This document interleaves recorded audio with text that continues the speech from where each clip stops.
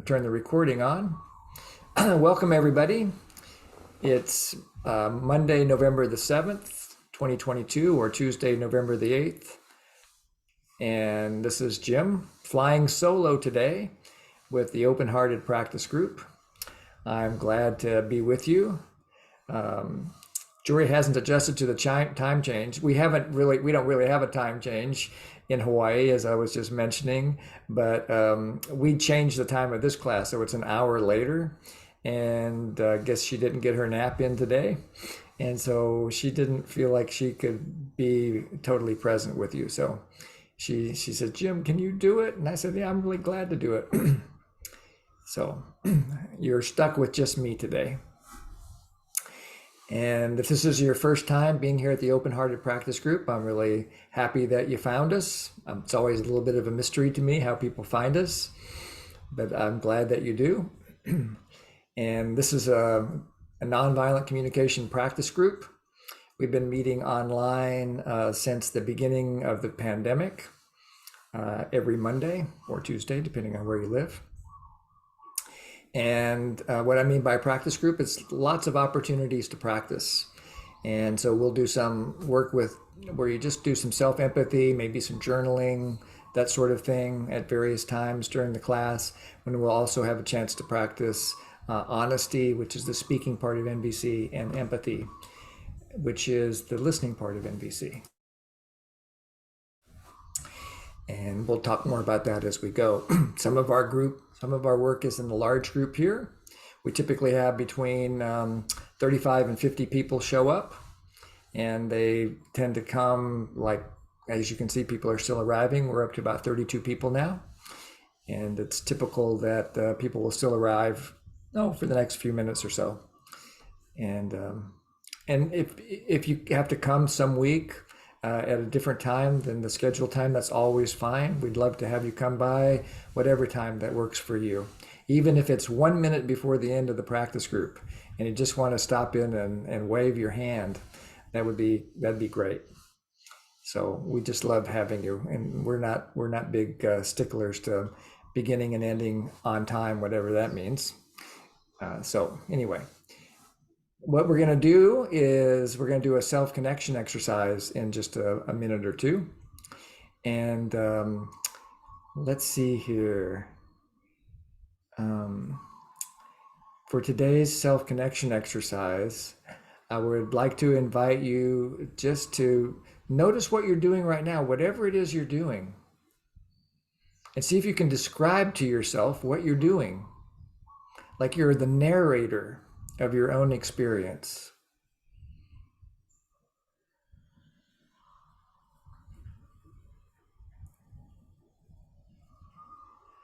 And as you narrate your experience to yourself, take care to just make observations, just describe what you see, hear, smell, taste, or touch that you're doing without adding any moral judgment to it, any evaluation of goodness or badness or rightness or wrongness.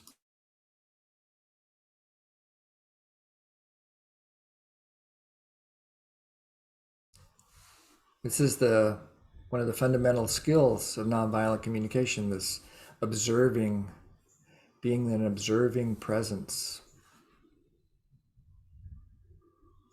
So in this, we're just paying attention to the world, to what we see, hear, smell, taste, and touch. You might also be aware of thinking. You can also observe thoughts. Very important part of nonviolent communication practice, to gain more skill in observing thoughts.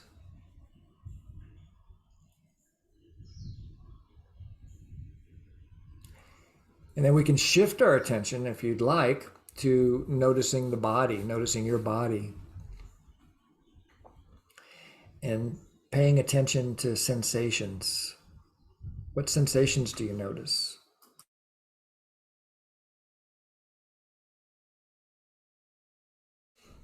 You don't have to have a word to describe the sensation. You can just notice the sensations. Sometimes there might be a word like tingling or pain or open or tight. But just allow yourself to scan your body and notice sensations.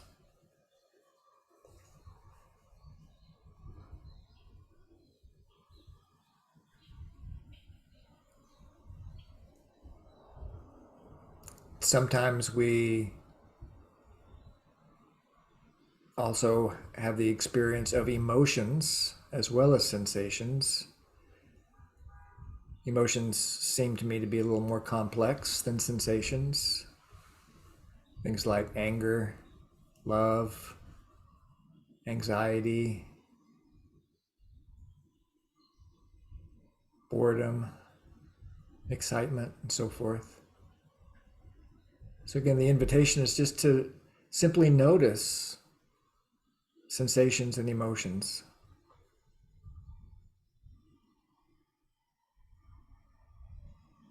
In a way, this is like a quality of mindfulness. You don't have to be sitting and meditating. You can do it while you're sitting in front of your computer or iPad or whatever it is you're looking at. You can bring that same quality of presence to whatever activity you're involved in.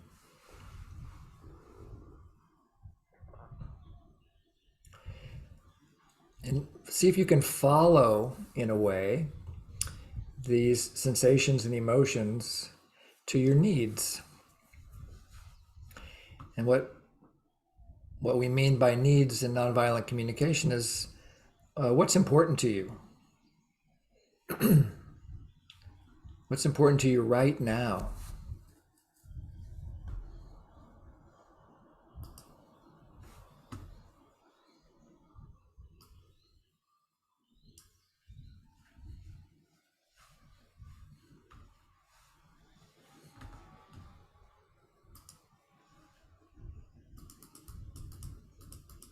And when you find a need, you could just be with it.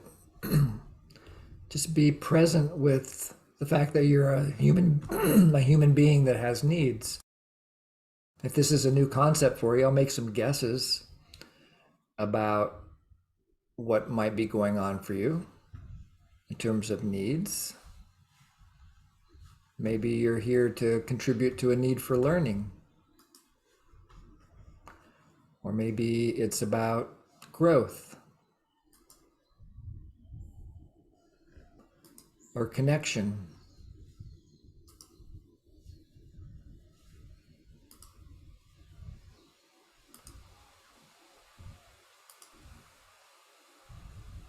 Something else.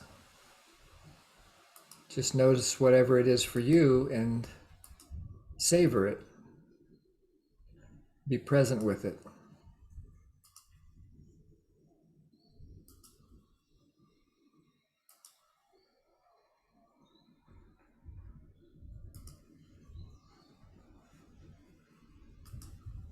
And finally, the last question to consider for the self-connection exercise is what might make your life wonderful for the next couple of hours? What we call a request in nonviolent communication. Probably a request you might make of yourself. What could you do to support yourself to get your needs met today?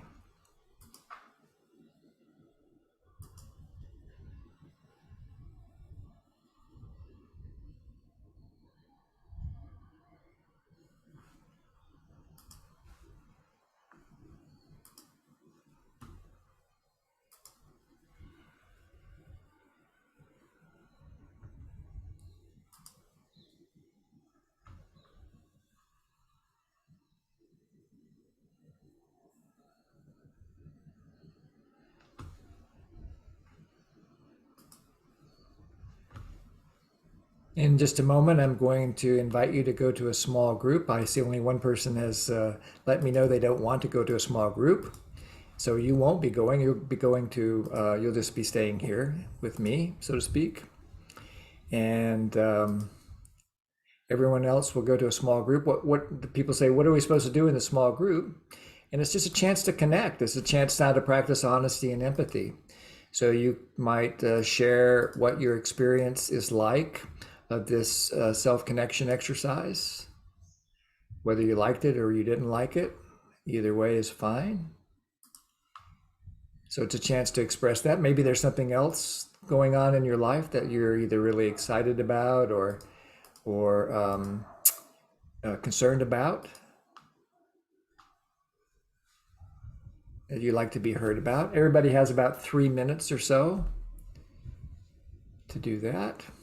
All the groups are three. There's one group of four. I made a guess about language. I hope I guessed right. I think I did. And just in case you want to practice in your own native tongue, if I guessed wrong about that, you can let me know and I'll change you. Oh, somebody just let me know something here. Okay. So there might also be now one group of two. No, I think what I'll do is I'll do this. Keep the groups a little more even. So the groups will last for, these small groups will just last for 9 minutes plus one. So it'll be a total of 10 minutes. You don't need to do anything except relax. When the group is over, you'll get a little notice that there's 1 minute left. Then you'll automatically come back here to the main room. So you don't have to push any buttons or anything. You can just relax. Let's see here. Here we go. And I'll see you back here in 10 minutes.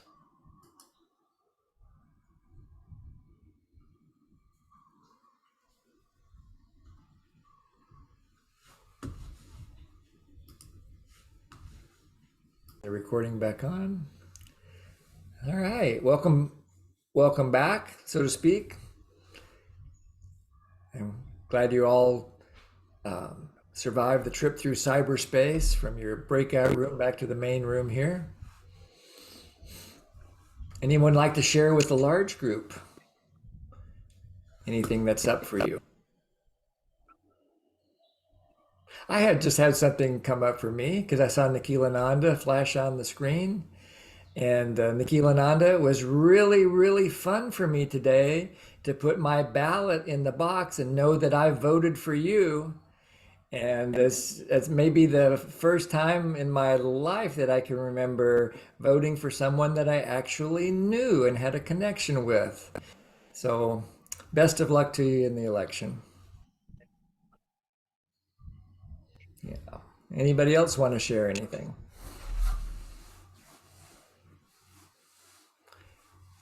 How are we doing so far?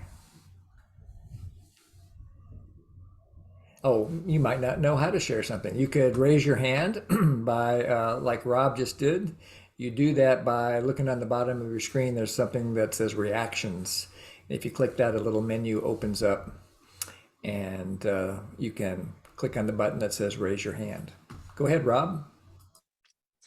Yeah, I just had one of those days kind of waking up and feeling kind of miserable and with anticipating a back operation in a week and a half, in a month and a half, and somehow with fixing this and that. And yeah, so, but the needs, aliveness, yeah, aliveness and connection. And so that makes me feel a little brighter inside, just dwelling especially on aliveness. Yeah, aliveness. Such a precious need for you, especially as you're confronting, I imagine, other needs for you, like really wanting to, need for well-being and a need Yeah, for resilience. Yeah, exactly. Very good. yeah, yeah. We'll keep you in our thoughts, but it won't be this week. It'll be next week. Oh no, actually it's December 22nd. It's a month and a half away. Oh, okay. Good. All right. Yeah, Yeah, it's a fusion of L4 and L5. I So see. All right. Another kind of connection. yeah, right. What a connection. Woo. Woohoo! All right. Well, I'm glad you're here, Rob. Go ahead, Thank Vera. you.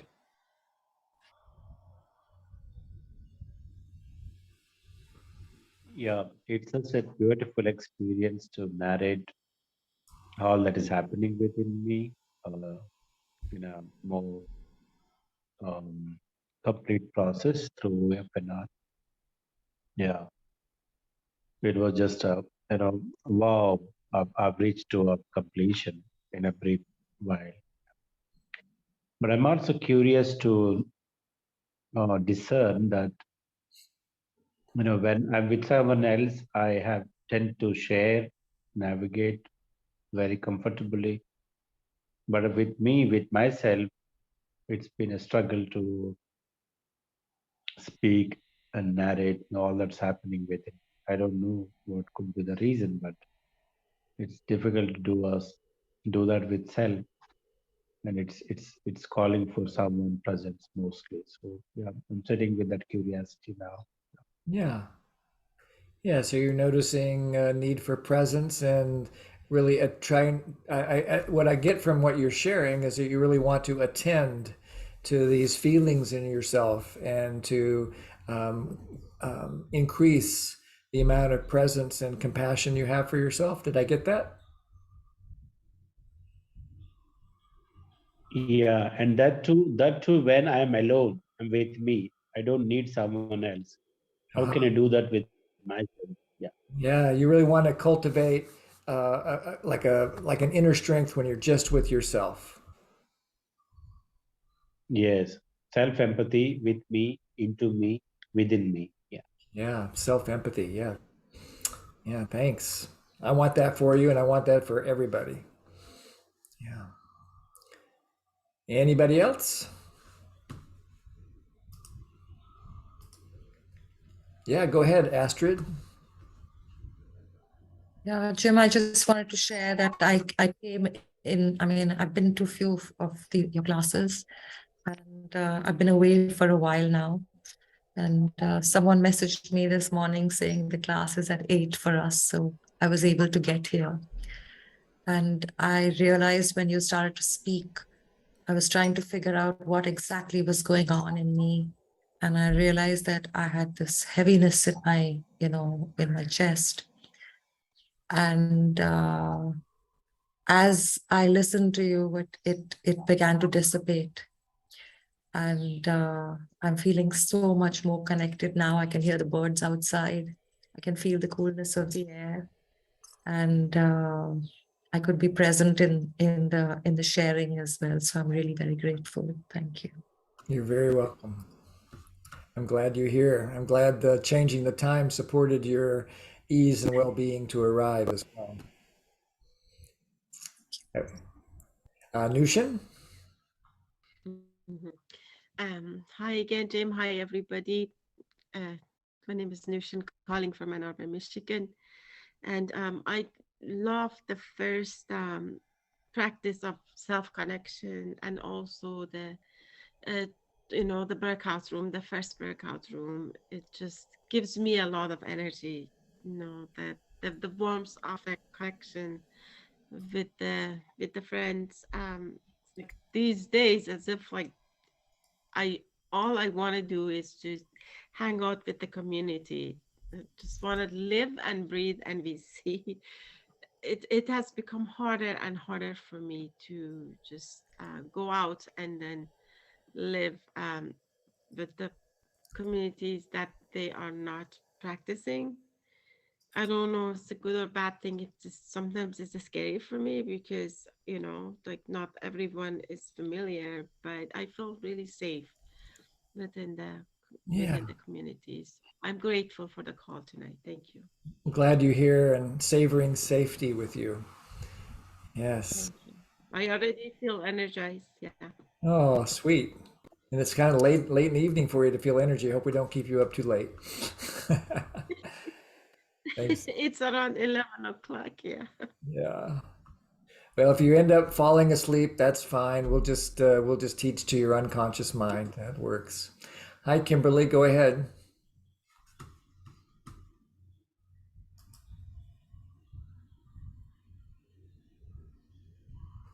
Kimberly, if you're talking, I can't hear you yet. Okay, can you hear me now? Yes, perfect. Not really sure how to frame this. I've been on a roller coaster of working a lot and being in a divorce battle. And battle being that my ex decided to employ lawyers and has been very dishonest and has concealed a lot of withdrawals from our home equity and made it very hard for me to retain the property, which is my only thing that I want. So this has been going on for a while. And I guess what came up for me when I entered the virtual room tonight was that even though I don't use giraffe jackal language really and I'm not that familiar with it when I talk about MVC, I feel like I was forced to be a jackal in the courtroom today. I'm representing myself. I can't really afford an attorney. And I didn't like that route.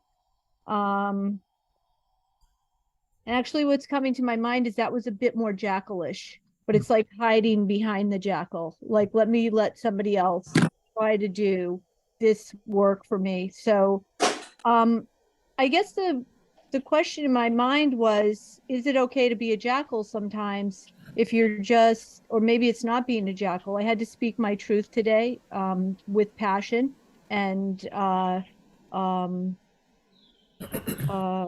what's the word for, confidence or confirmation. It was very intense. I was very elevated afterwards. I felt like I did quite well. It's a replication of what my mother went through, but she didn't fight. So it's a lot of stuff. I mean, I could probably spend, the evening. Yeah. But it's interesting because I do care so much for NVC. It's helped me enormously. Yeah. And I find myself fluctuating back and forth with compassion for my ex.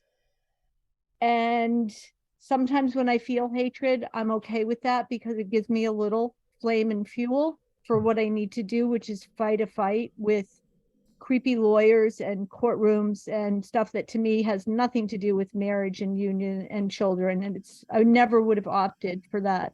Right. And he insisted on it. So it's interesting when you see that influx of like, how do I navigate this and still kind of stand up for myself? It's just an unusual setting for me to think about NVC. So yeah. Yeah, so I catch that you're really curious. The one question that I heard embedded in it, it was explicit, was, is it okay to be a jackal? Right? Can jackal be life-serving? Right? That's really the question. Am I okay if I express in a jackal-y way? And if you're brand new to the call, those of you who might be here for the first time, jackal is just like a symbol of a certain kind of communication. Marshall called life alienated communication. It's a language of moral judgment, of good and bad, and right and wrong, and appropriate and inappropriate, and so forth. And that's on the one hand. The other hand is, he called it giraffe, which is life connected communication or life enriching communication. And that's where we're speaking the language of observations, feelings, needs, and requests. And so is it okay to do that? Well, of course it is. If it's not okay, then if I were to judge, or anyone was to judge jackal as bad, that would be a jackal thought, right? Because that would be in the realm of right, wrong, and good and bad. So the way that I look at it is that jackal has become our cultural habit. All you have to do is pick up the newspaper, and you can see that we often speak a language of alienation. And our systems reflect that, including the current court system, which is all about winning and losing, which is another kind of jackal-y concept. And so it makes perfect sense to me, Kimberly, that you find yourself in this arena of a courtroom, and that your own needs might come out in what other people might call jackal, or maybe you even call it jackal. It may or may not be, only you know. And the measurement for me is whether you feel, whether you want to punish somebody.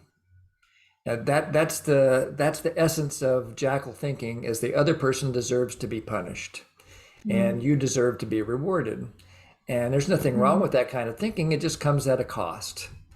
And it's pretty easy. We've been spending time the last 4 or 5 weeks working, and we'll continue to do it today, working with transforming those jackals into feelings and needs. No matter, like, let's just say, I've been in plenty of courtrooms.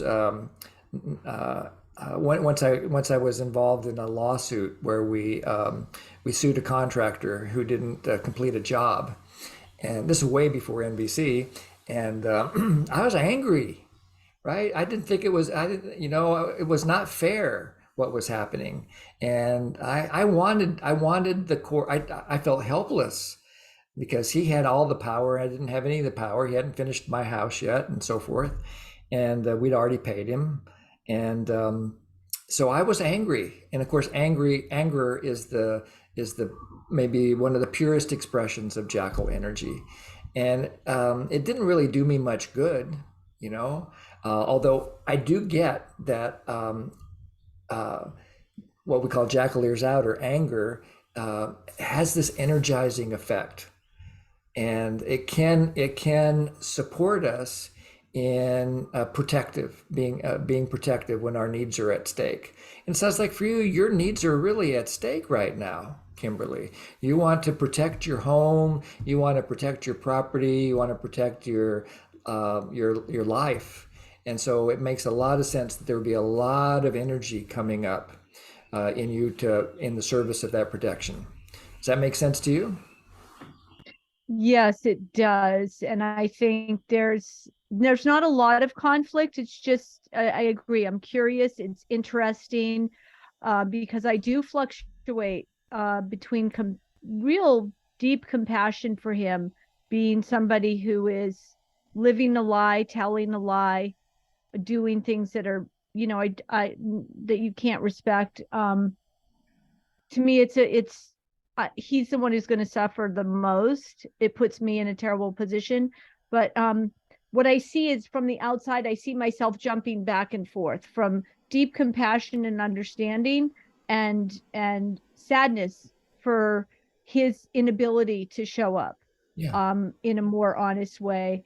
And then what does feel sort of primitive, like, even so, it's not okay. You've really pushed way too far. So I kind of need to fight the good fight. So yeah, the whole thing's interesting. I appreciate your lens on it. Thank you. You're welcome. You're welcome. Yeah. I like one of the things I learned from Marshall Rosenberg, the founder of Nonviolent Communication. He says, there's no such thing as a jackal. There's only a giraffe with a language problem. And so it's just this temporary thing that we all go through, probably many times every day, especially if we consume media and we're just constantly being re-educated to think in terms of good and bad and right and wrong, appropriate and inappropriate, and avoiding responsibility and so forth. So it makes perfect sense, especially in a stressful situation, that you would be going through what you're going through now. And I'm totally confident you're doing the best you can to live your values in that situation. Yeah. Does that feel complete? I feel complete. I'd love to point out that one of the things that happens when I'm experiencing said jackal is that what you talked about. There's like a charge, there's a body charge, there's a righteousness. And I see, again, I'm so much more able to sort of see what's going down while it's going down in real time, or when it's about to happen, and watch myself. And I see how I can get carried away. Sure. So I've been able to cultivate the good part of jackal to some degree. Yeah. So today, I didn't lose it. I didn't cry. I wasn't angry. I was truthful, and I stood up for myself. Yeah, you lived your values. You did the best you could to live your values. Right. And it sounds like there's a sense of pride in you about that you I did. I felt really proud. Yeah. I did. Thank you. Thank you. Thank you, everyone, for listening. Before you go, I just want to ask you a quick question, because I just demonstrated the skill. I hate to kind of put you on the spot here, but I'm going to. Fine. I just demonstrated the skill we're going to be working on. The last maybe 5 seconds or so, I interrupted you. And I wonder if you had the experience of me interrupting you. I did not, Right. but I'm an interrupter. I'm a like a Mediterranean type of talker. We're all supposed to kind of just see who can get in there. Well, great. Thank you. And I'll point out to other people what I did. And then we'll go to Juliana and Siva. Kimberly was talking, and my need was actually to demonstrate. So it's really not the need that would normally kind of motivate an interruption in giraffe, but I wanted to try it because I really had a sense of connection with Kimberly, that we had built something over the last 5 or 6 minutes of connection, and I was trusting.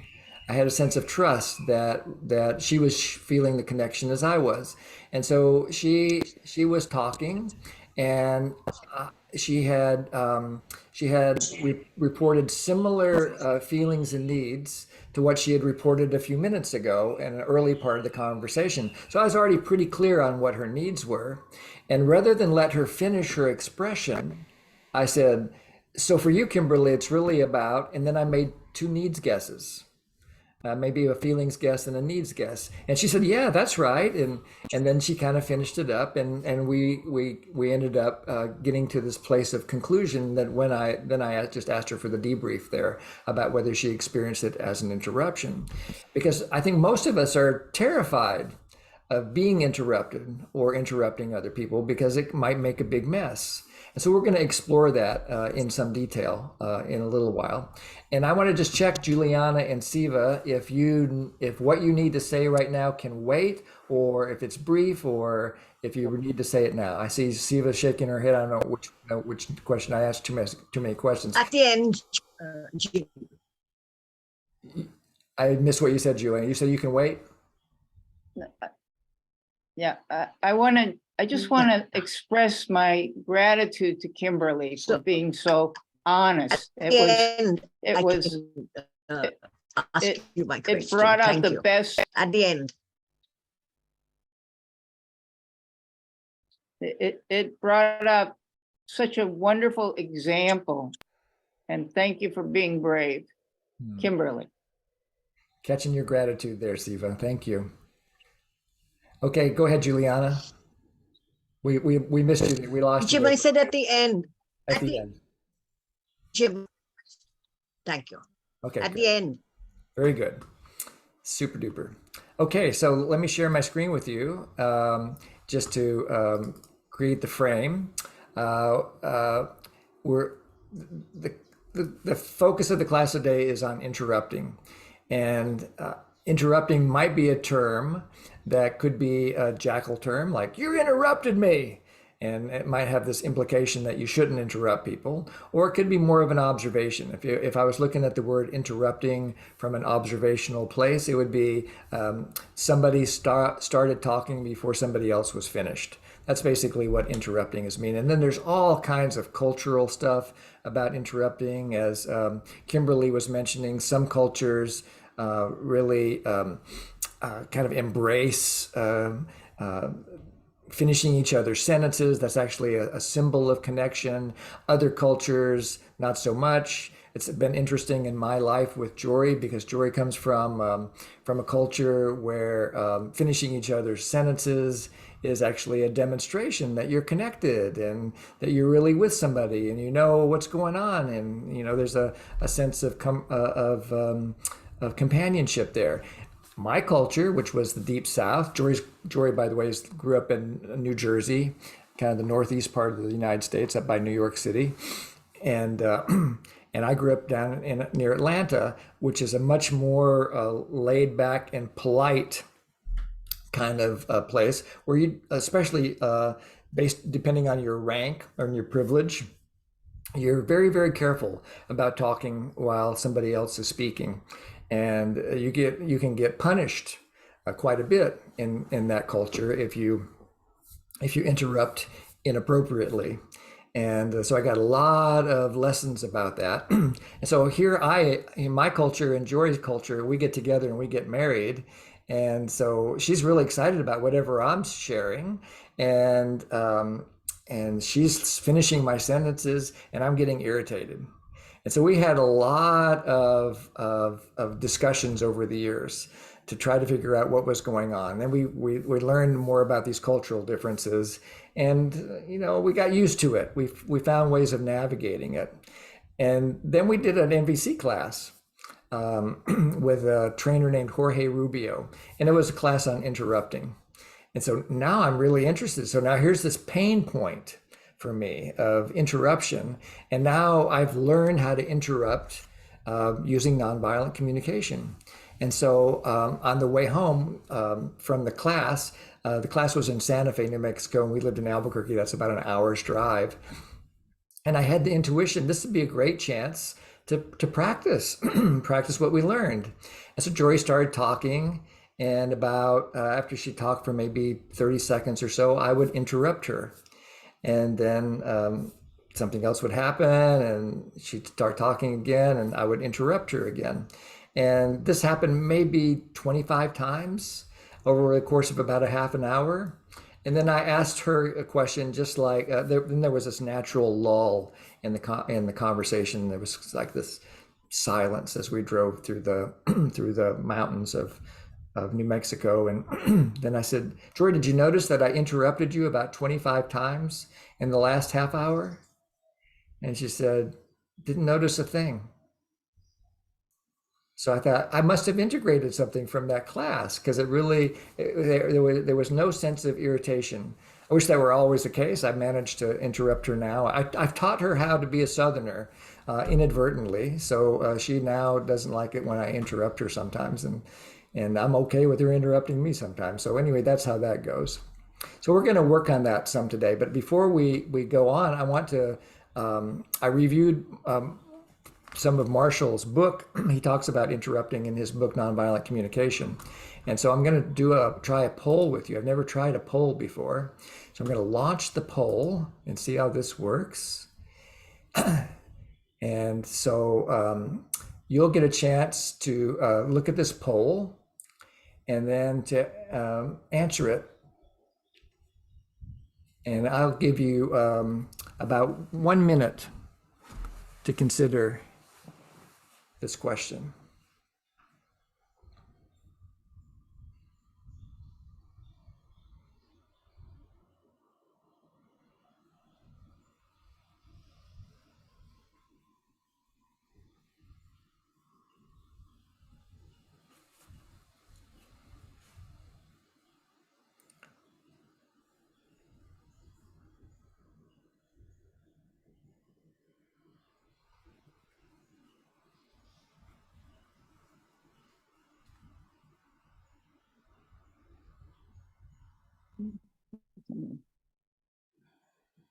If you want to vote, about 15 more seconds.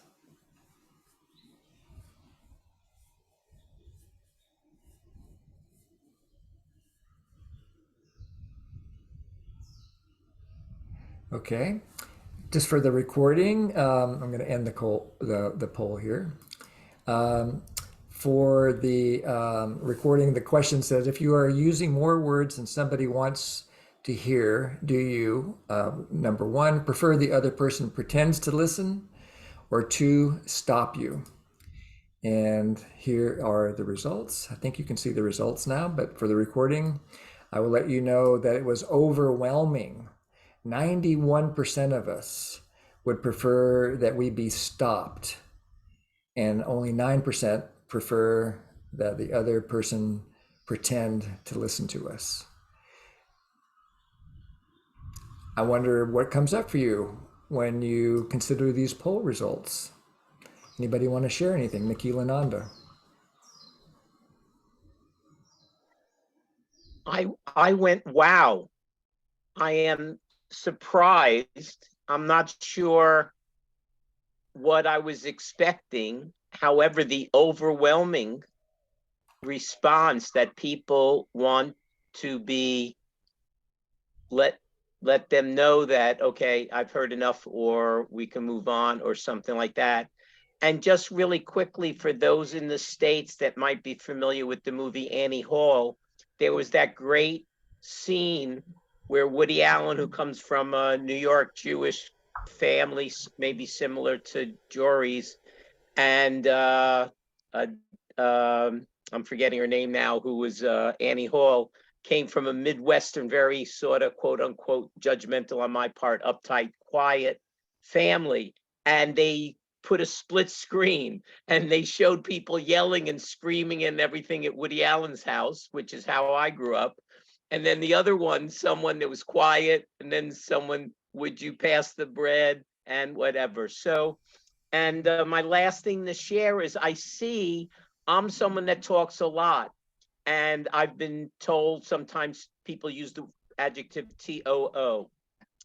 And I see now that, especially in my community activism and political world, I more like to not interrupt when someone's talking. And of course, especially nowadays with the tension that exists in this country. Anyway, thank you for allowing me to share that. And thank you for your support. Thanks, Nikhilananda. Astrid? We can't hear you yet, Astrid. I work with somebody. I'm a kind of person who keeps repeating myself and explaining things in too much detail. And I work with someone who hates it. And this person will always cut me short, but he does it in a very dry fashion. And he'll be like, too much information. Okay, can you move on? And it used to make me so mad. Yeah. And this thing happened yesterday as well. And when it happened yesterday, I realized I have come to understand that he is, for one, he cannot deal with this. And for two, he's also telling me that, it's not helping. So, that made a little bit of a difference. And only yesterday, I was able to say, okay, thank you for reminding me. Because even though I have been getting mad with him and showing it, and even walking away in anger, he would still continue to tell me this. And I thought it was rather brave of him. And today, Right. today It sounds I like don't know what to say. it sounds like you've moved into a new kind of connection around this.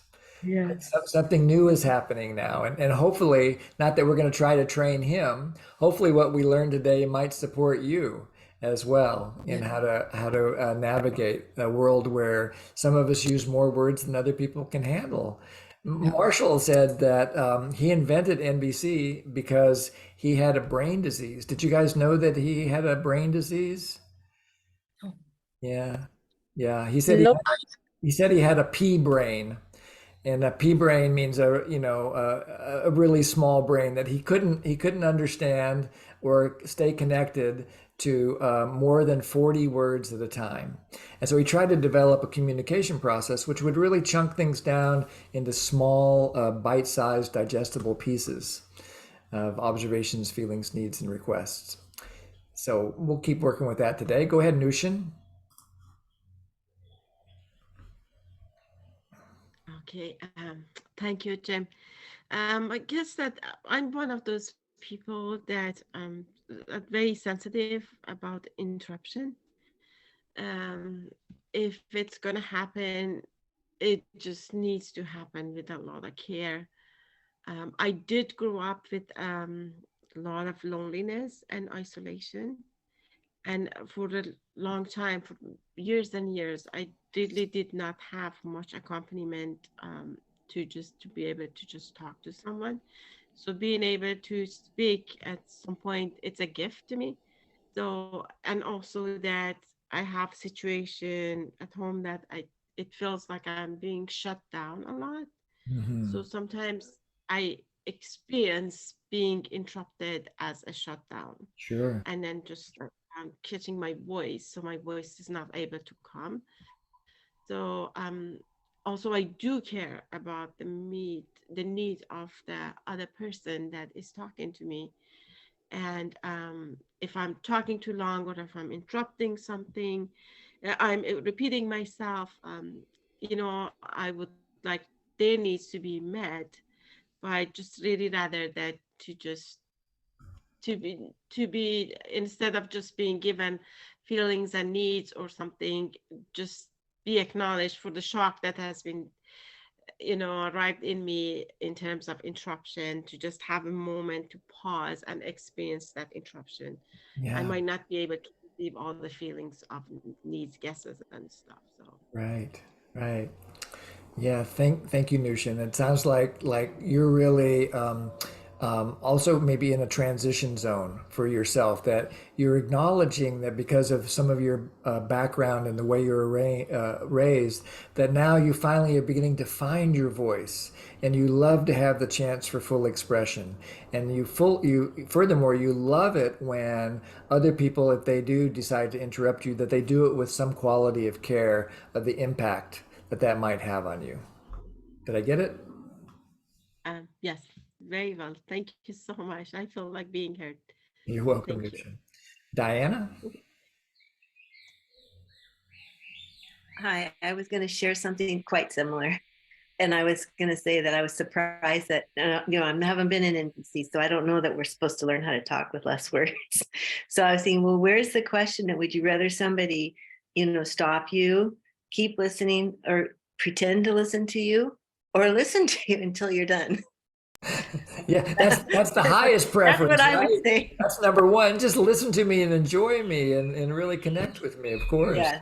So that is, I was, didn't feel like I had a voice growing up and in different situations. So, and I do verbalize, and it's so cathartic even for me speaking, because sometimes I'm working something out as I'm speaking, and I'd be happy to listen to somebody as they work it out, but not everybody I know is like that, because, well, we're all different. Sure. But I thought that was funny that wasn't an option. I thought, well, what about that one? Yes. And maybe it's not NVC, but anyway, that's all I have. Yeah, these forced choice questions, they oversimplify what we would really like. And so I'm really glad that you captured that if you could have a third option, it would be that the other person is really connected to you, and that you're really connected to yourself, and that you're expressing in a way that they can really take it in, and vice versa. Thank you. Karen? Yes, I wanted to, this conversation is so rich for me. And it is the season. It's in the United States, it's Thanksgiving coming up this month. And I'm remembering what I call the fateful Thanksgiving dinner. It was just recent, a few years ago, and sitting at the dining room table, and a giraffe who wants to practice that's me. There's one person at the table who was talking about her life in a small town during high school. And she was talking for 1 hour straight. And I sat at the table and I was wiggling and suffering and in pain. I thought I'm suffering. And I'm thinking, Marshall says, you gotta interrupt, you're not connected. And I'm telling myself this over and over and not having the courage to do it. And then finally I said, Donna, I want to interrupt. And she slammed her hand down on the table and said, Karen, you are interrupting. And I wasn't ready for that. I emotionally was back in my childhood, being 12 years old, raised in a place where you don't interrupt. Right. And I had no words. I didn't know what to say. Yeah. My little giraffe skills, I put them out there. Yeah. And it didn't work. And you still And remember. then she went right on talking. And I thought, I don't know how to interrupt. I don't know what to say next when someone slams their hand down and say, you're interrupting, like was an angry parent voice. Yes. And I was completely lost my power. Yeah. Wow. And you still remember it. It's like an anchor point. Oh, yes. And now it's Thanksgiving again. Yes. And we're going to be together in the same room. Oh boy. So anyway. Maybe you'll get another chance to practice this year. It'll be different. Who knows? Yeah. Anyway, thanks for listening to that. You're welcome. It's sometimes, I mean, we take, in this case, I took my my fledgling skills and put them out there with a good intention, and it completely bombed. Yes, right, right. Well, I guess we all Thanks have for to be prepared for that, right? If we're going to try a new skill, we're all going to have a learning curve, right? You know, Yes. none of us can try a new skill out for the first time and do it perfectly. And so we're probably going to make mistakes. And then, so part of learning the skill of interrupting is also to learn, like Karen pointed out, and what do we do if we try something like this and it backfires or it has an unexpected result and so forth. So we'll talk a little bit about that as we keep going too. Go ahead, Siva. I want to be a little more analytical because I think what's going on when somebody is talking, it's an invitation to see things from my point of view, to see things through my lens. And the example you gave about Jory is that when you can complete somebody's sentence, it's a sign, it's an indication that they are with you and you have made that connection. Yeah. And it's sort of very ironic because people are seeking connection. So it seems to me that if you do want to interrupt, then you have to immediately do reflective listening by saying, this is what I understood from what you said. Yeah. And make that connection, because I think that's what they want.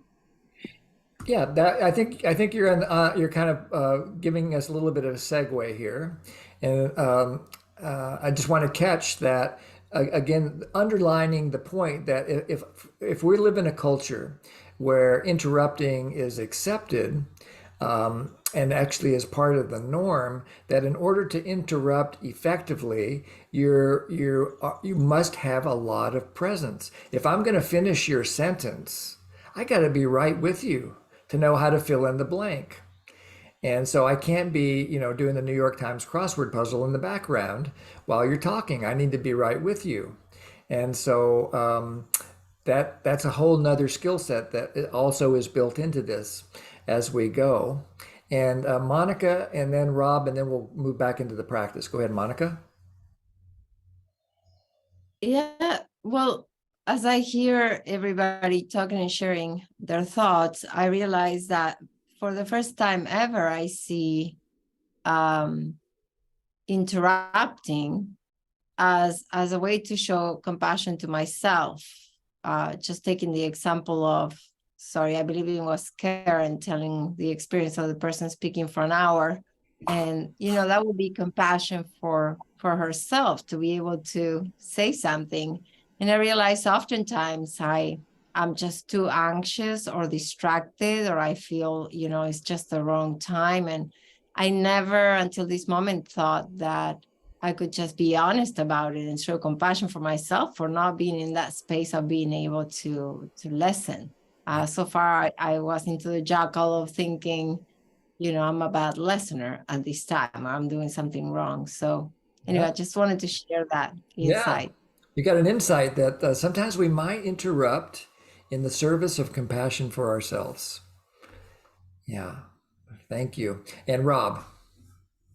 Yeah, I've just noticed that, very NVC, like, when I've interrupted or interrupted the flow of somebody and I feel more the 0 point, more self-connected, and also not attached to the outcome. Like, I'm not really trying to necessarily have them stop or whatever, but I just want to have a point to clarify and just kind of get some connection going, that things work out better and are smoother. Yeah, exactly. In fact, that's like the perfect finishing of the segue. I see your hand, Kimberly. See if you can hold it for just a second. That why would we interrupt in the first place? So the why questions for me always point to needs. And with this particular skill set of interrupting in Giraffe or interrupting with NVC, for me, it's about the number one reason that I might interrupt somebody is to support the purpose of using nonviolent communication in the first place, which is to create and sustain a quality of connection that inspires compassionate giving and receiving. And so that's the main point of why. And it also supports, if I'm going to be interrupting, again, it requires presence. I need to be present with my own state. And what I mean by state is the sensations and emotions that I'm noticing, the state of my own needs, from moment to moment, and surfing the dynamic of presence with my feelings and needs, also attuning to the feelings and needs of the speaker as they're and being with them, and that and I'm open to outcome. That's the whole the result of doing these preliminary pieces of nonviolent communication, putting on our giraffe ears, so to speak, remembering that the purpose is to create and sustain a quality of connection, and we do that in the present moment. We can't do it otherwise. Then we naturally open to outcome. And then if we're living from zero, like we talked about last week, then there's going to be an intuition that arises when we lose that quality of connection. So the only reason we would ever interrupt in NVC is if we lost the quality of connection that we were desiring. I can listen to, I mean, we've been watching Downton Abbey for the last, I don't know, couple of weeks. We've been binging it for about 3 or 4 weeks now, an hour a night. And so we're sitting there for an hour or an hour and a half listening to people talk, and I can stay present for that. And so I can certainly listen to almost anybody talk for a while. I go to lectures sometimes and listen to people talk. How come I get bugged if somebody starts using more than 40 words? It never made much sense to me. And so I realized that, oh, okay, now I get it. It's about me wanting to sustain a quality of connection. And when I lose that quality of connection, I can take some self-responsibility about it. I can actually take a step to rebuild that connection if I lose it. And so I'll pause there and check these other 3 hands now, and then we'll do a practice. Kimberly?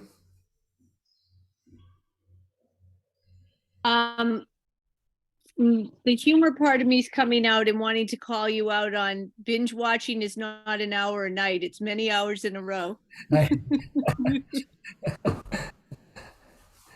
Anyway, I wanted to give the perspective of the person who overtalks. I used to talk in a more compulsive fashion where it was like I had to give every detail. I don't do that so much anymore. I'm a bit of a storyteller, and I think that there are times when people enjoy listening to me, but I take people captive. And I have friends and my sister who I believe do not feel comfortable saying, yeah, heard that before, or like I feel like I'm never sure, they're looking for their opportunity to say, I actually have to go in 5 minutes. I feel like it's on me. I have to become more sensitized to, are you still listening? Do you care right now? Have you heard this before? How can I respect the listener who has their own life going on and may be at the mercy of my, storytelling style and a fair amount of detail, et cetera, et cetera. So even though I picked number 2, which was I prefer to be interrupted, I was very aware that people do not let me know that they're not connecting. Yes, I what I'm taking away from what you're sharing is that as we're the speaker, we can also develop empathy for how our message is landing. And then that we're kind of beginning to sense the field that we're speaking into. And if we notice somebody, nodding off or, folding their arms or tapping their foot, or that might give us some clues that maybe they've had enough. And we could check, are you still connected to me, or you need to be going? And so I really like your inclination towards more self-responsibility as a speaker. So thanks, Kimberly. Roya? Yes, hi. Um, First, I'd like to say that I'm admiring the Muslim women in Iran who are doing the uprising and doing all of this brave stuff against this brutal regime in Iran. And my full attention is there. But when I was thinking of when somebody talks, maybe I have, not maybe, I know, I know for sure I have ADD because my attention deficiency won't let me listen too much for the same subject. And I don't like them to go all over about saying something.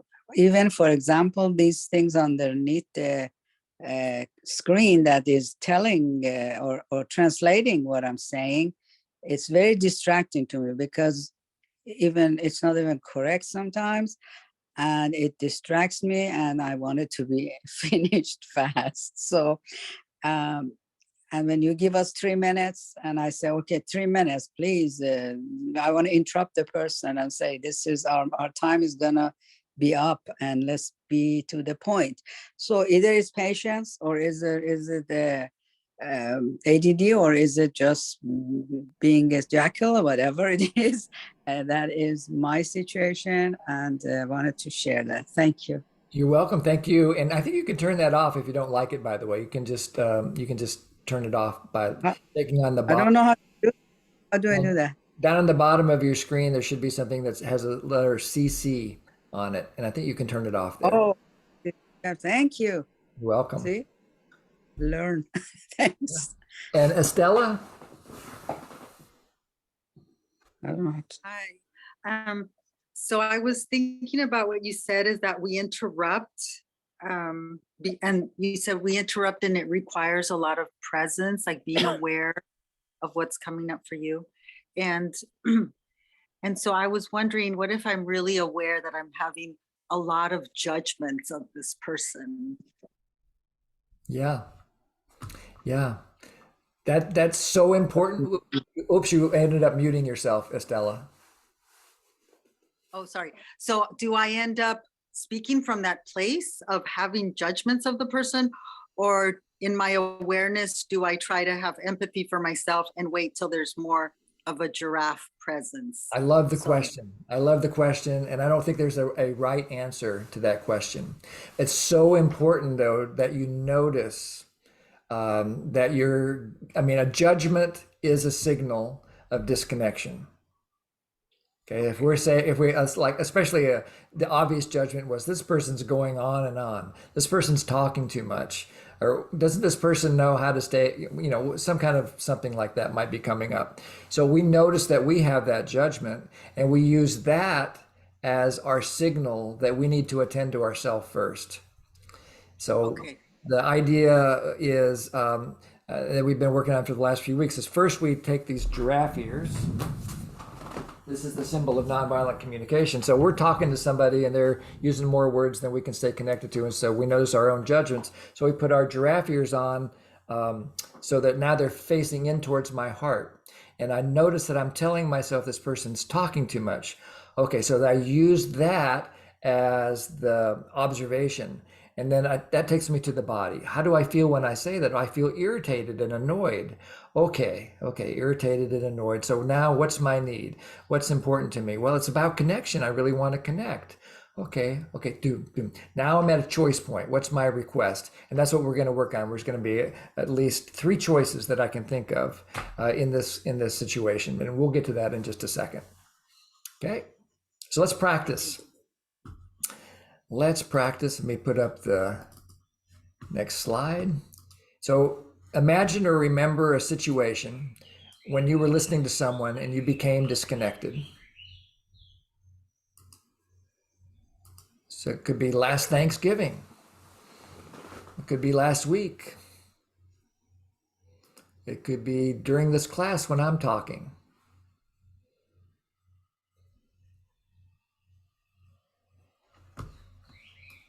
And then write down the observation. Describe what's going on.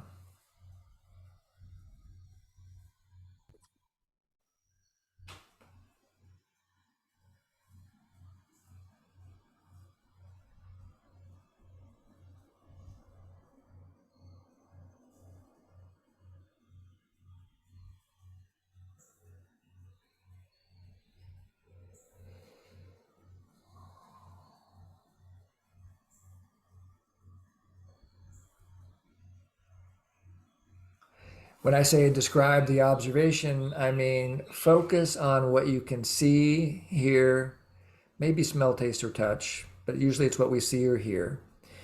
And it's usually quite brief.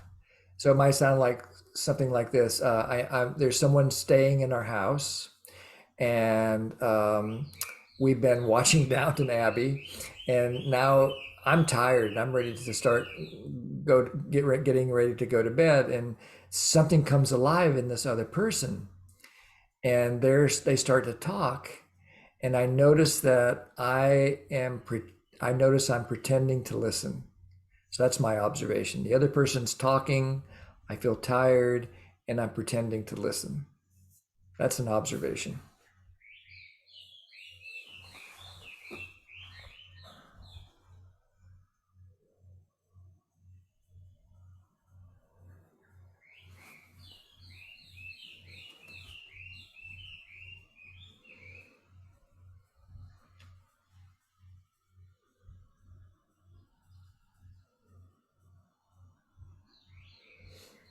If you're done with that, you can go on to the second step. If you're not done yet, you can finish that and then move on to the second step, which is, how did you know that you had disconnected? What was your clue?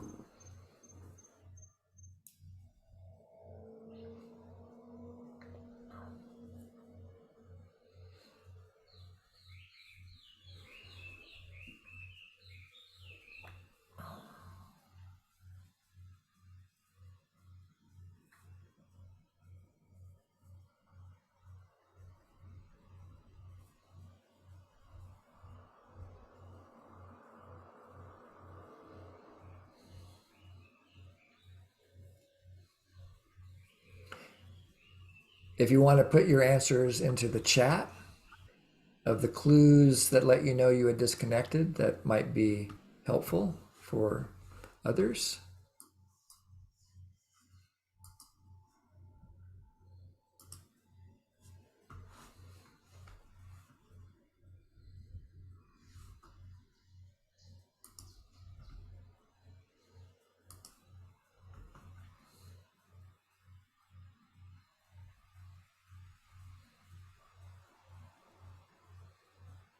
Yeah, so Pooja says she feels distracted.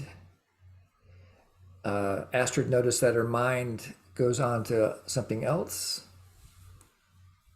A feeling of boredom, a loss of interest, no longer engaging, and lost interest to listen. Yeah. So notice there's generally two sets of clues that we can attend to here. One would be thoughts, especially thoughts of moral judgment. They can be a big clue. Might even be a thought of a judgment about ourselves. We should be better listeners. We should be more patient. All that can also be indications of disconnection. So thoughts on the one hand, and sensations or emotions on the other hand. Sensations like, maybe you're tapping your foot or gritting your teeth or something along those lines. Or emotions like boredom. Playing with my hair, that's a great one. Sometimes we're giving ourselves these nonverbal clues. I feel impatient. I feel distracted. I look away and notice my breathing. There might be a heavy feeling. Oh yes, this is a really great clue that Janet put in there. There's an urge to leave.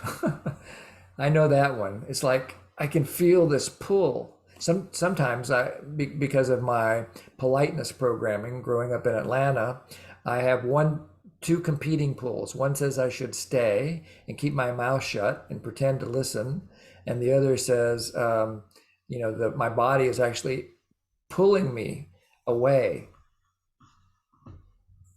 Yeah. Okay.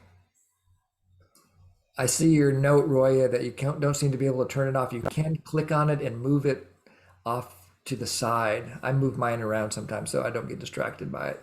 Should be able to click your mouse on it and move it around. You could try that. So the third question is just let's focus on the sensations and the emotions. What specifically do you become aware of in your case? How did you know what sensation by tuning into your sensations and emotions?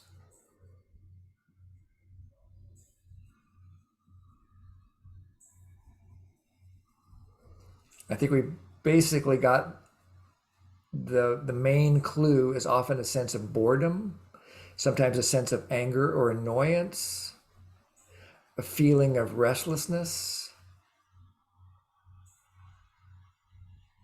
brain fogginess, yes, unease. That makes a lot of sense. Tightened throat or chest, angry and trapped. My space being invaded, irritated, impatient, upset and nervous.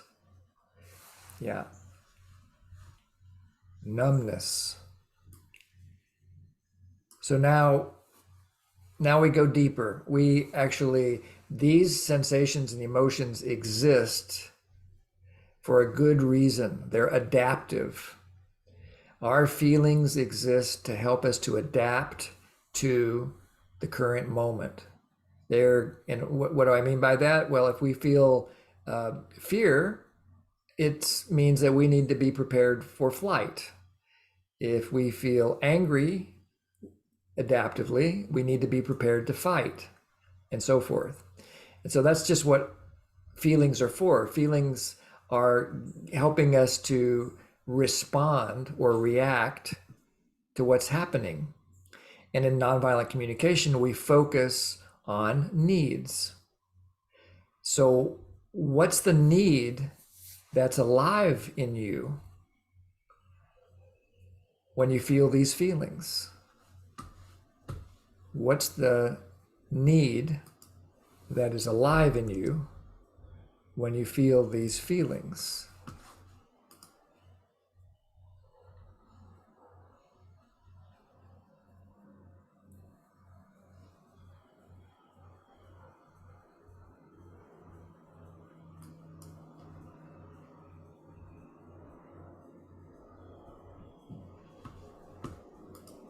I'm going to put a needs chart up.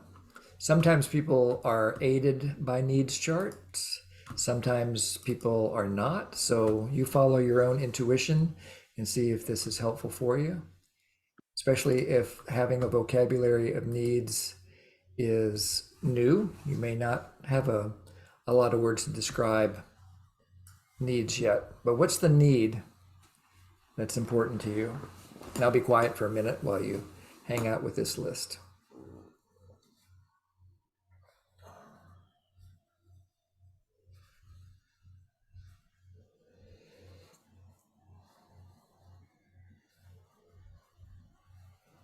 And I love that people are putting their answers in the chat. That's very connecting for me. Really supports a sense of that I'm with you and you're with me. I really appreciate it when you do that.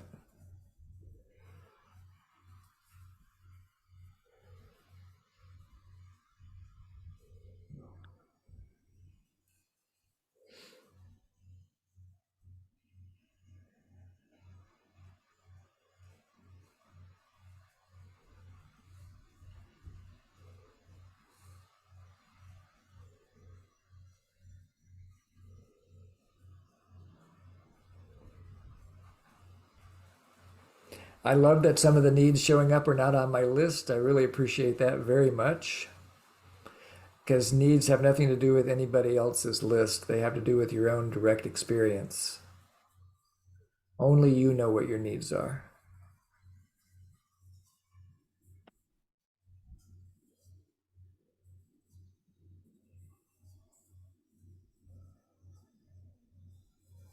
Those of you who have been here before probably can already intuit the next question. What do you imagine's going on at the level of feelings and needs in the speaker? And it's often helpful just to start with making some guesses about feelings, just like you started with yourself. You're just putting yourself in the other person's shoes and wondering what feeling is alive in them. What are they feeling as they're speaking? Are they excited? Are they scared? Are they in pain? Are they suffering somehow? Are they hurt or angry? And then again, you follow those feelings like signposts or lights on the dashboard to the deeper level of needs. What need do you imagine they're hoping to be meeting by speaking?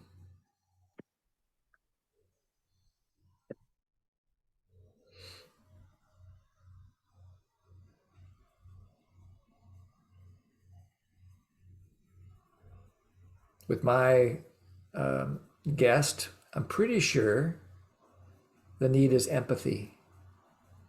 The need to have some accompaniment, to be heard.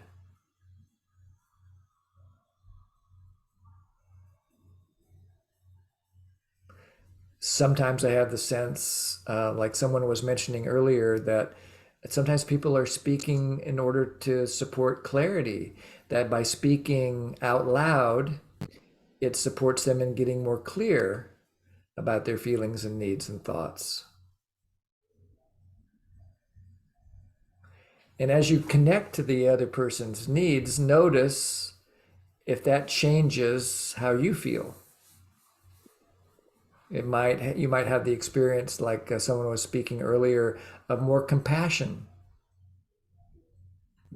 as you understood what needs that the other person was trying to meet. Doesn't mean you agree with their strategy of how they're trying to get their needs met, but at least you can have some compassion for why they're behaving in the way that they're behaving. I love what Kay wrote. The person in my example, I imagine, needs to know that he matters and he wants to contribute.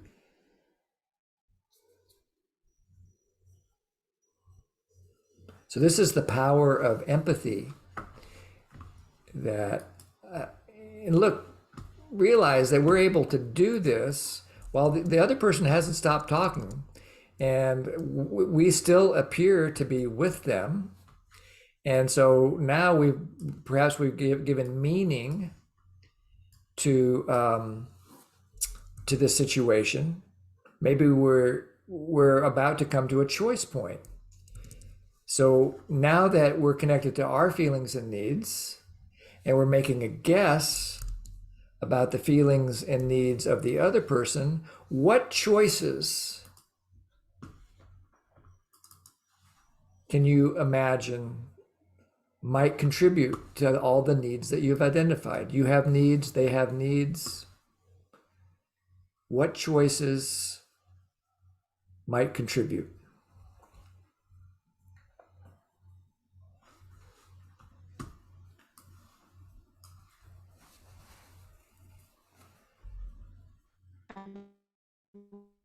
Could you explain a little bit about the question? I think you asked me to repeat the question, Nushin, but you were breaking up. Is that right? I couldn't quite understand the question. Okay, I'll try to say it. I'll try to say it in another way. So we understand what our feelings and needs are in this moment where we're listening to somebody, and we become disconnected, and we're making some guesses about what's alive in them as they continue to talk. And now the question is, what can we do about it? What choices do we have? See if you can identify any choices. You might not be able to identify any choices. In my culture, I didn't have any choice. I had to just sit there and listen, pretend to listen. That's the standard operating procedure, especially for someone with low rank or like a kid when I was getting educated in this way. Or the teacher's talking and I'm bored. I can't really interrupt the teacher. I have to be a good boy, otherwise I'll get punished. So now we're starting to see that some requests are coming up.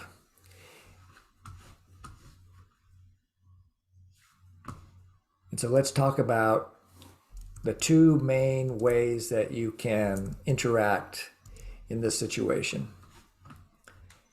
The first is with empathy.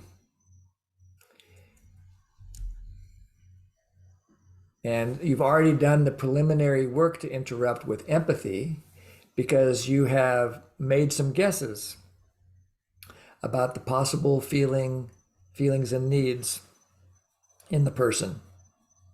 Doesn't mean that you're going to guess right. So they're talking, and I say something like, it sounds like you'd really like to be understood about how you feel about this happening to you today. Is that right? And then my experience when I am courageous enough to take that step is that I'm back connected again. I actually re-engaged in the conversation with empathy. And I made maybe used less than 10 or 15 words. And in the experience with Jory on the way home from Santa Fe that time, I did it 30 times in 30 minutes, and she never had the experience of being interrupted, or so she said. And because I wasn't trying to take the floor away.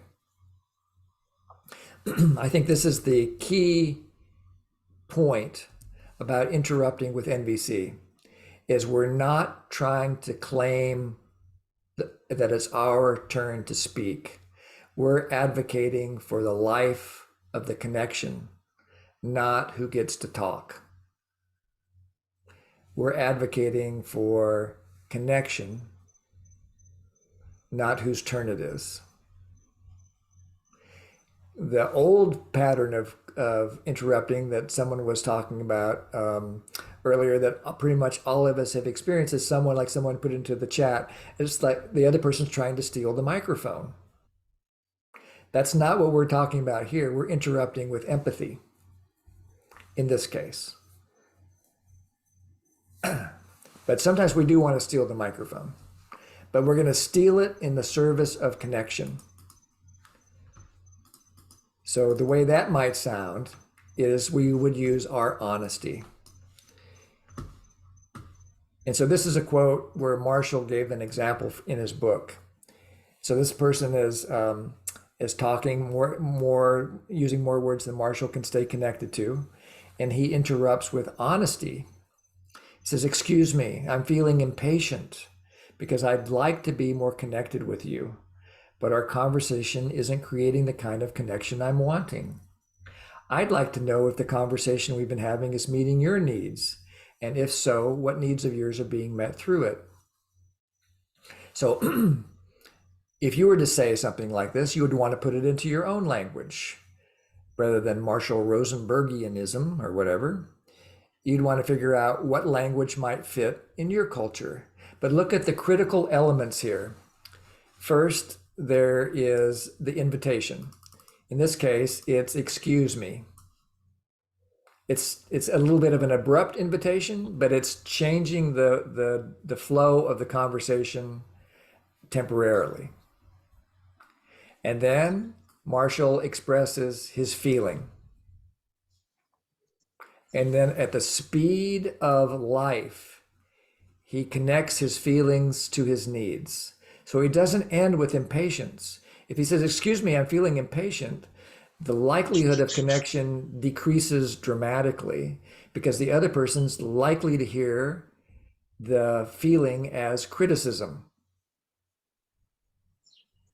But if we connect the feeling that we're having to our own need, the other person is less likely to hear it as blame or criticism. And this is the key word, because I'm not feeling impatient because you're talking too much. I'm feeling impatient because I'd like to be more connected with you. Well, what speaker doesn't want that? What speaker doesn't want more connection? That's why they're probably speaking in the first place. And then you go back to your honesty. It's not really working for me. And I wanted to. So maybe it'll help me if you just let me know if it's working for you. So take a moment and see if you could figure out how you might say it in your situation, in your language. Keeping in mind these key elements, linking your feelings to your needs and ending on a clear and present request.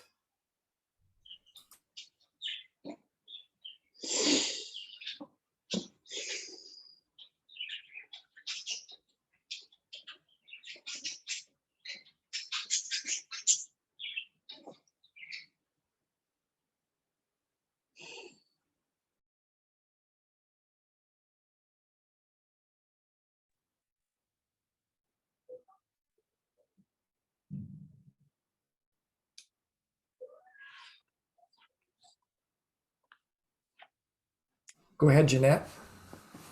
Okay, I don't know if this is a okay time to interrupt and ask you a question about that. There are people in my life sometimes that like to go on and on and on, no matter how much I listen. And if I interrupt and say, excuse me, I'm feeling impatient because I'd like to have more connection, that would actually that's people I don't know very well, and I walk in. There are plenty of people for business reasons, for tech reasons. They're not interested in the connection. They're interested in control or something else dominating. And if I say that, it would be very disruptive, and it would sound like criticism. It might. You're right. It might. And so, how do I? As far as I can tell, the Yeah. only thing that I have any responsibility for is the choices that I make, and then being present for what might happen next. So let's just say the worst thing possible is happening is that this house guest is going on and expressing something. No, it's more of a business setting, like marketing, that kind of thing, or yeah. Okay. So the intention is making money or something from someone else's side. yeah. And so it would be the same for me. I would behave in the same way, probably as you, I'd probably just work on my patience. That's probably the skill that I would work on in a business setting, is I'd work on my patience. But if I really wanted to practice NVC in that moment for some reason, then I might say something like, you know what, I noticed that I'm checking out here, and I wonder if I can reflect back the last thing that I heard from you. Would that work for you?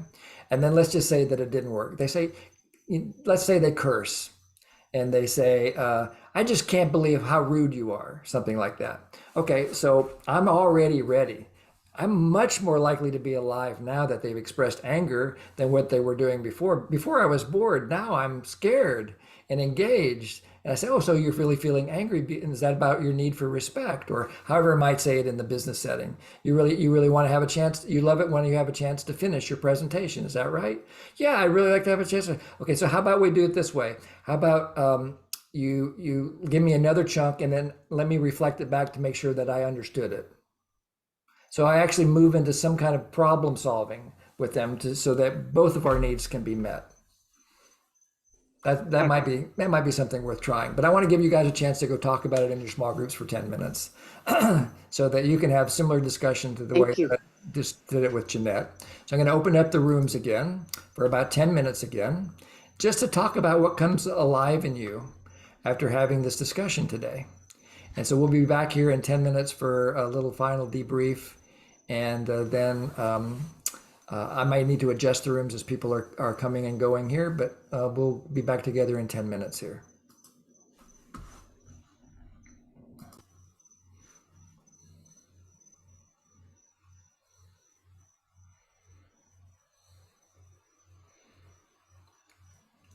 All right, I would love to hear some feedback.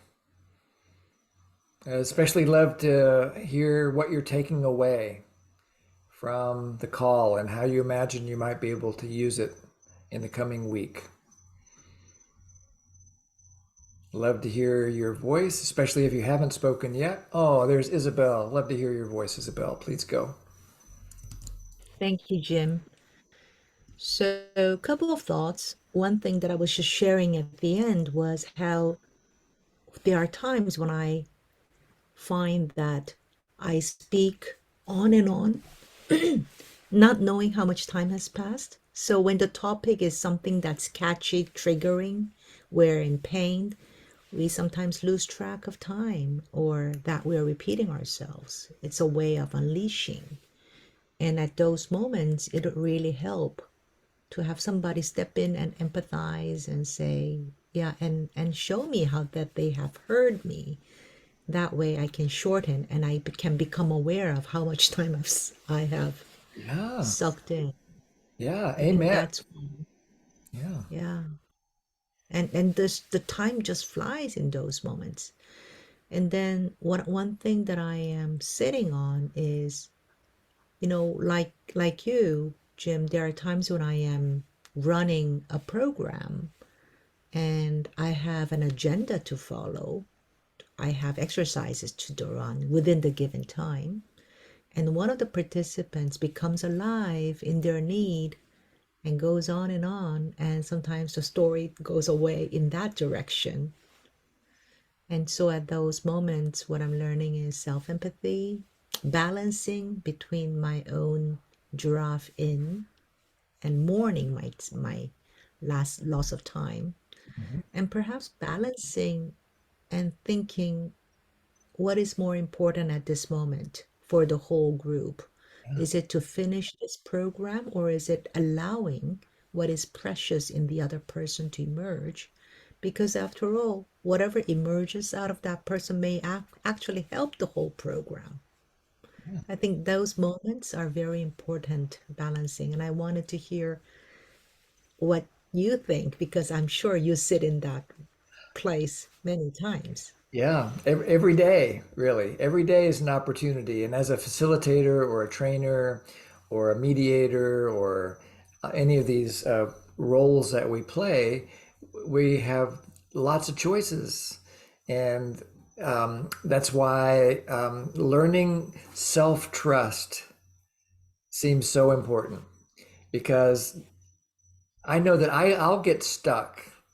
Check to see if this is true for you, Isabel. I get stuck if I think there's a right way that I should be. If I think I'm responsible for coming up with the perfect strategy here. And I'm liberated when I see that I'm going to just do the best I can and then see if I can repair anything that I inadvertently break or impact. And so I try to hold that. You know, I've done it in this group where, at certain times where I have interrupted people, and I'm prepared with my giraffe ears just in case somebody gets triggered or they, because you and me and anybody who's in a position of facilitator or trainer, there's a power imbalance. We can interrupt them, but they're probably less likely to interrupt us. And so holding all that and the needs of the group is quite complex. And so I wonder if what I've said has been useful for you. Yes, absolutely. Very helpful.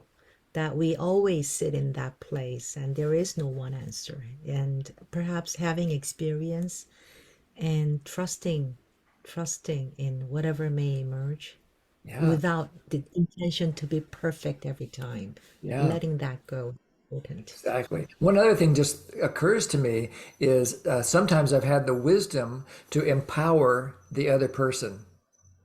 And what that might sound like is I noticed that you've been speaking for about 4 minutes now, and there's other things on my agenda that I wanted to make sure that I get covered. I wonder if you have an idea about how we can cover the agenda and get your need for empathy met.